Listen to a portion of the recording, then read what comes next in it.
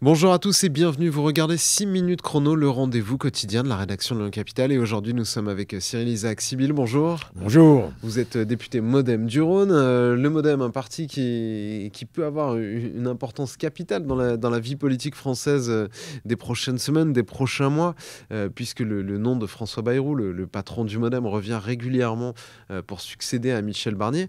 En quoi François Bayrou est-il potentiellement l'homme de la situation, celui qui peut sortir la France ou en tout cas l'Assemblée nationale de la crise dans laquelle elle est engluée en ce moment? La question pour moi aujourd'hui, c'est comment faire pour rassembler les gens de bonne volonté. Comment faire pour rassembler les gens qui veulent construire.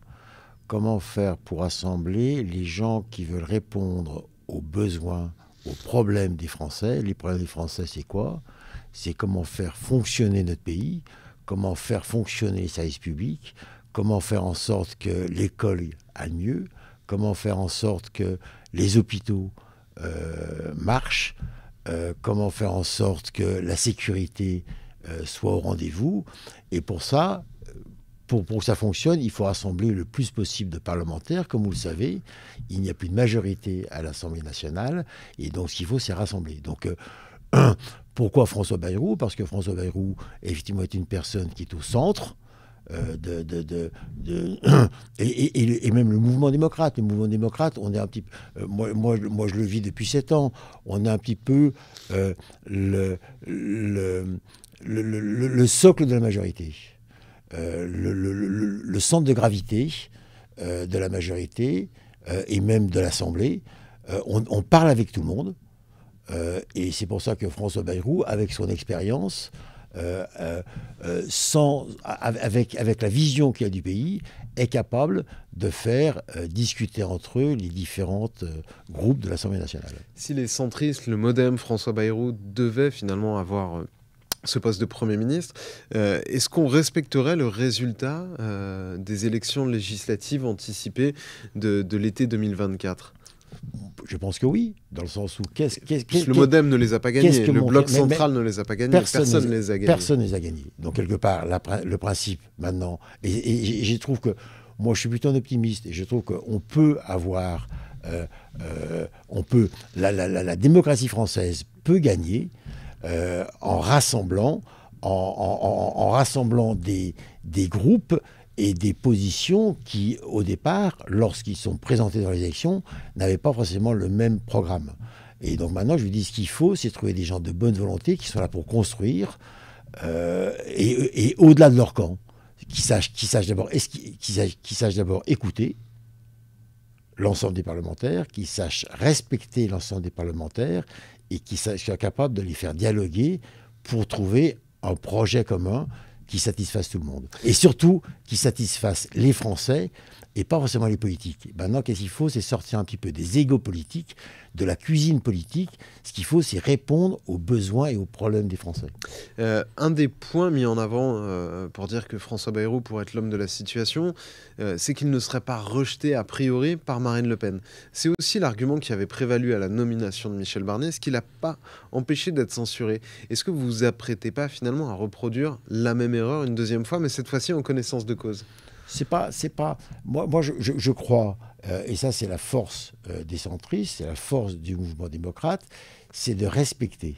Ce qu'il faut, moi je vois dans l'hémicycle, on est 577. Mais est-ce que Michel Barnier n'a pas respecté, en quoi Michel Barnier n'a pas respecté le Rassemblement national? En quoi François Bayrou les respecterait plus? C'est pas plus ou moins.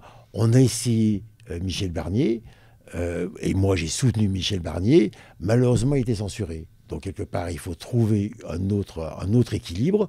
Et François Bayrou peut être cet équilibre, mais je pense que forcément, le Premier ministre, le futur Premier ministre, et même l'ensemble du gouvernement, sera composé de personnes qui écoutent, qui respectent et qui sont en capacité de faire travailler les uns avec les autres. Mais qu'est-ce qui pourrait changer entre le gouvernement Barnier et un gouvernement Bayrou, dans la mesure où les Insoumis ont dit on ne participera pas à un gouvernement de coalition, le Rassemblement national refuse de participer aussi à un gouvernement de coalition, et les socialistes disent si le Premier ministre n'est pas de gauche, nous ne participerons pas au gouvernement. En gros, on va avoir la même chose avec simplement un Premier ministre différent, peut-être une équipe différente, mais le même équilibre politique. Qu'est-ce qui aura changé, je pense, c'est que depuis 15 jours, je pense que les parlementaires devront être plus responsables.